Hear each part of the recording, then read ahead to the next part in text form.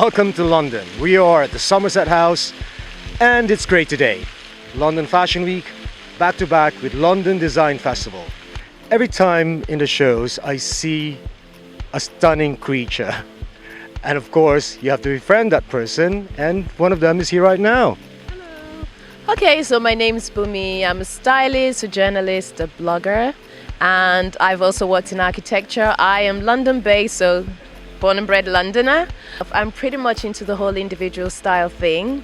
I'm really into sustainability. I think it's so important right now, and I think that, less is more. Well, that is London, right? It's like the freedom of style, freedom of expression, no boundaries. Yeah.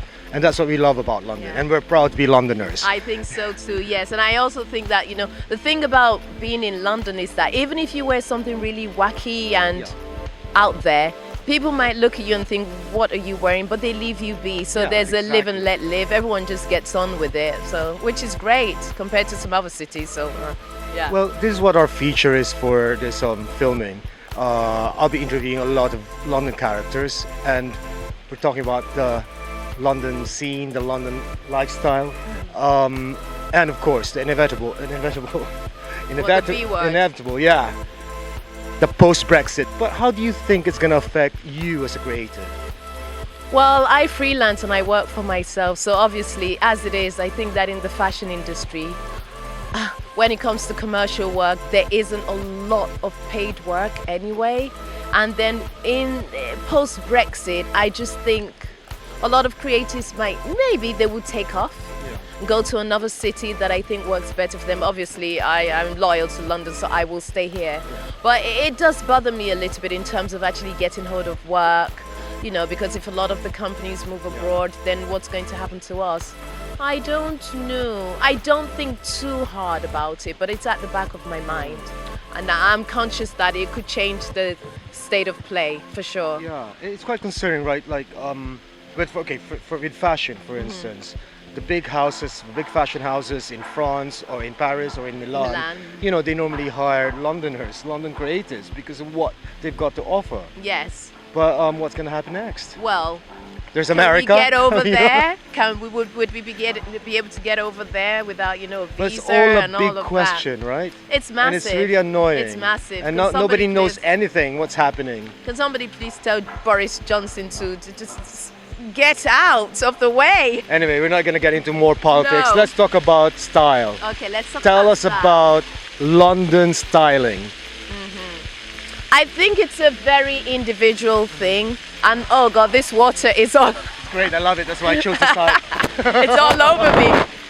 I think it's a very individual thing. So you have the mainstream, who do the fast fashion, who want to buy all the brands. Yeah. But there's a lot of individuality going on in London, and I love that. I like the fathers, because I work for Asbo magazine as their feature and fashion editor. Yeah. And we are seeing a lot of younger people now who are turning their back to brands and actually going to the vintage shops, mixing things up, picking things out of their mother and father's wardrobes, and just making it their own. And I think that's fantastic. I mean, it's the way forward, because then it's cheaper. Yeah. You mix the old with the new and the brands with the non-brands, and that's what it's all about, I think. Absolutely. Yeah. And I remember with our chats previously, you are involved in architecture. You study architecture, in fact. No, actually, I worked in architecture as a practice manager, but I got involved with a lot of design, so the Eden project and a lot of other projects I've worked on, Tell us about the Eden project.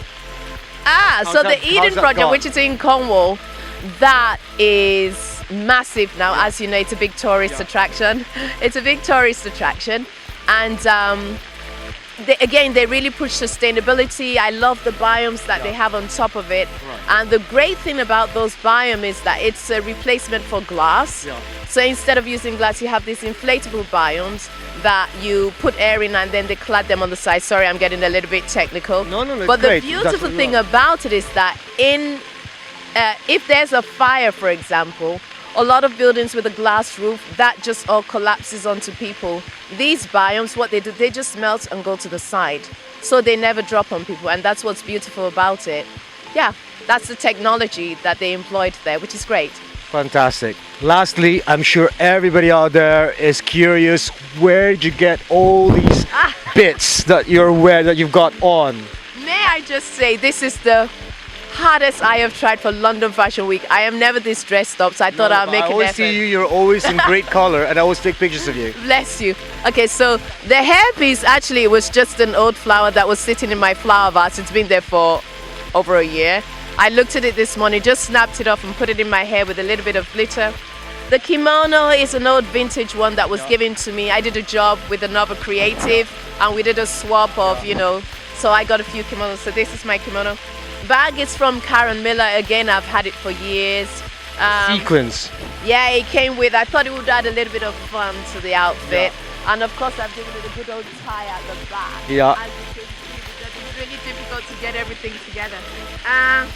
Have another dress underneath because I wasn't sure about what might happen. So this is from, I can't remember where. Doesn't matter, but Then I've got my Swedish has-beens, which are a sustainable brand, all wooden, and my socks from Scania. As you can see, they're grubby. But see, that's what it is. It's London styling. Yeah, You put it like all my together grubby and it works. And you don't even have to spend a fortune. No, actually. And the Milan and the Paris fashion houses are going to copy these ideas and are going to Right. sell And that then they're piece going for to say- £1,000, that piece for £500. I whole- agree. the I whole concur. shebang. I concur. Yes. What can you do? Fashion just goes around and around in circle, doesn't it? Everyone's copying off everyone and just reinventing it, and that's what it is. Thank you so much for your time. Really. You've given us a lot. Thank you. You're welcome.